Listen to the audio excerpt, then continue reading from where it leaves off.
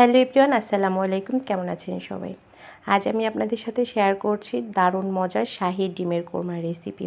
শাহী বলছি এই কারণেই, রেসিপিটা দেখতে থাকেন তাহলেই বুঝতে পারবেন। ডিমের কোরমা রান্না তো কম বেশি সবাই পারি, তো যারা নতুন রাঁধুনি আছে আশা করছি রেসিপিটা তাদের কাজে লাগবে। তো আমি ফার্স্টে ডিমটা ভেজে নিব, লবণ দিয়ে মাখিয়ে রেখেছিলাম। আমি যে তেলের মধ্যে পেঁয়াজটা বেরেস্তা করেছি সেই তেলের মধ্যেই ডিমটা দিয়েছি। তো ডিমটা কিছুক্ষণ ভেজে নিয়ে তারপর তুলে নিচ্ছি। ডিমটা খুব বেশিক্ষণ ভাজবো না, একদমই হালকাভাবে ভেজে নেব। এরপর গোটা গরম মশলা দিয়ে দিচ্ছি সেম তেলের মধ্যে। তারপর দিয়ে দিব 1/3 কাপ পেঁয়াজ কুচি। পেঁয়াজটা কিছুক্ষণ নেড়ে চেড়ে সফট হয়ে আসলে দিয়ে দেব 2 টেবিল চামচ পেঁয়াজ বাটা। পেঁয়াজটা খুব বেশি কালার করা যাবে না, একটু সফট হয়ে আসলেই দিতে হবে। এরপর দিয়ে দিব 1 টেবিল চামচ রসুন বাটা, 1 টেবিল চামচ আদা বাটা। মশলাগুলো ভালো করে কষিয়ে নিব যতক্ষণ না পর্যন্ত মশলার কাঁচা স্মেলটা চলে যায়। এরপর খুবই সামান্য হাফ চা চামচের মতো মরিচের গুঁড়া দিয়ে দিচ্ছি। তারপর দিয়ে দিয়েছি জিরার গুঁড়া 1 চা চামচ। এরপর একটু পানি দিয়েছি যাতে করে মশলাটা পোড়া লেগে না যায়। মশলাটা বেশ কিছুক্ষণ কষিয়ে নেওয়ার পর তারপর দিয়ে দিচ্ছি বাদাম বাটা। এখানে আমি 14-15টার মতো কাঠবাদাম আর কাজু বাদাম মিক্স করে নিয়ে বেটে নিয়েছি।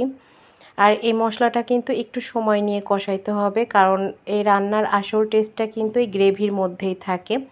এরপর আমি দিয়ে দিচ্ছি ফেটিয়ে নেওয়া টক দই।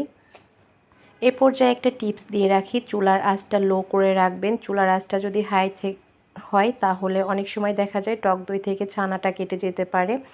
এরপর এখানে আমি 5-6টার মতো কাঁচামরিচের মাথাটা একটু ভেঙে তারপর দিয়েছি। তারপর লবণ দিয়ে দিয়েছি স্বাদ মতো। এরপর হচ্ছে আমি 1 কাপ দুধ দিয়ে কিছুক্ষণ কষিয়ে নিব। সরি, এখানে 1 কাপ না, হাফ কাপের মতো দুধ ছিল।